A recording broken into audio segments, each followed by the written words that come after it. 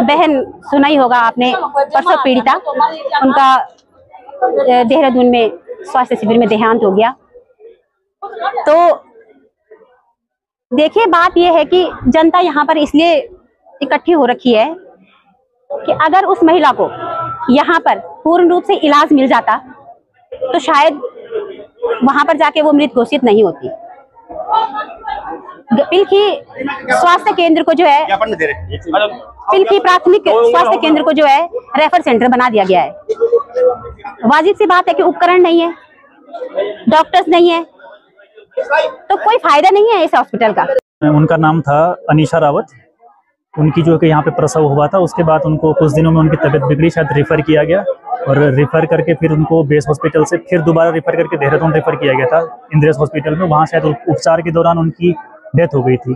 तो जो आज यहाँ पर ये प्रोटेस्ट कर रहे हैं लोग, उनकी यही डिमांड है कि जो हमारा पिलखी हॉस्पिटल है घनसाली क्षेत्र का, यहाँ पर जो है गायनेकोलॉजिस्ट हो गया, रेडियोलॉजिस्ट हो गया और टेक्नीशियन की तैनाती की जाए। उसके लिए उन्होंने एक मुख्यमंत्री जी को एक ज्ञापन सौंपा है। इस संबंध में मेरे द्वारा जो है अपने उच्चाधिकारियों को अवगत कराया जाएगा और ज्ञापन जो है कि उचित माध्यम से मुख्यमंत्री जी को प्रेषित किया जाएगा। आज हमारी जनता ने यहाँ पे ये मूवमेंट किया हुआ था, मुझे जैसे सूचना मिली मैं यहाँ पे आया और इनके समस्त जो सवाल जवाब थे उनका मैंने उत्तर दिया है। वर्तमान में इसी माह में हमारे इस चिकित्सालय में 98 प्रसव हुए हैं और 1 अप्रैल से लेकर के यहाँ तक 1260 प्रसव करवाए गए हैं। विभिन्न प्रकरणों में जहाँ पे ये प्रसवों की संख्या है वो हमारे अन्य जनपदों के डिस्ट्रिक्ट लेवल के अस्पतालों में भी इतने प्रसव नहीं है। कुछ संसाधनों का जहाँ पे चिकित्सकों की कमी है, मैंने उसका संज्ञान लिया है।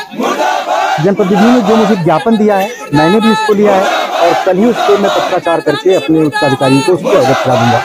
भिलंगना क्षेत्र की समस्त जो परेशानियाँ हैं उससे मैं अच्छी तरह अवगत हूँ। वर्तमान में हमारे पास यहाँ पे कुल मिलाकर के 21 चिकित्सा इकाइयाँ हैं और लगभग 35 सब सेंटर हैं। सब सेंटरों पे हमारे पास पर्याप्त मात्रा में एएनएम है।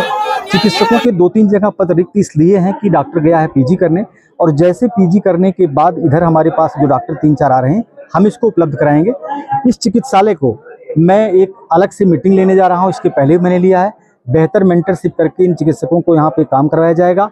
चूँकि वर्तमान में 60 ही स्टाफ है, लेकिन इतना जरूर है कि जो स्टाफ इसमें वर्तमान में डिलीवरी में लगा है या बाकी ओपीडी में लगा है उसके कुछ स्थानांतरण या परिवर्तन के बारे में मैं व्यवस्था कर रहा हूँ यहाँ से। जी वर्तमान में यहाँ पे चूंकि जो हमारा प्राथमिक स्वास्थ्य केंद्र पिलखी है 2 ही चिकित्सकों का पद है।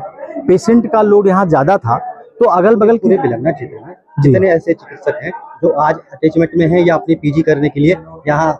जी तो वर्तमान में 4 चिकित्सक तो हमारे पीजी करने गए हैं। अटैचमेंट का जहाँ तक सवाल है, कोई अटैचमेंट हमारे इस ब्लॉक से बाहर नहीं है।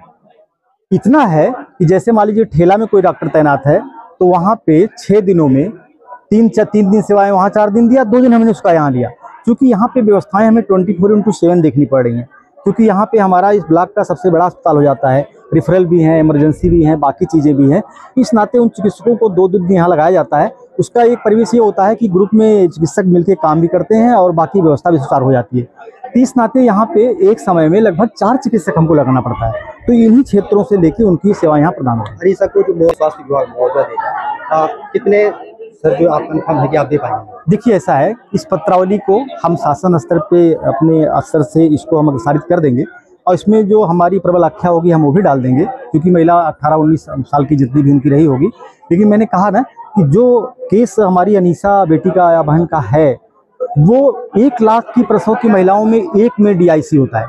आप देखिए 6 तारीख को प्रसव हुआ है और महिला की डेथ 10 के आसपास हुई, 11 के आसपास हुई है।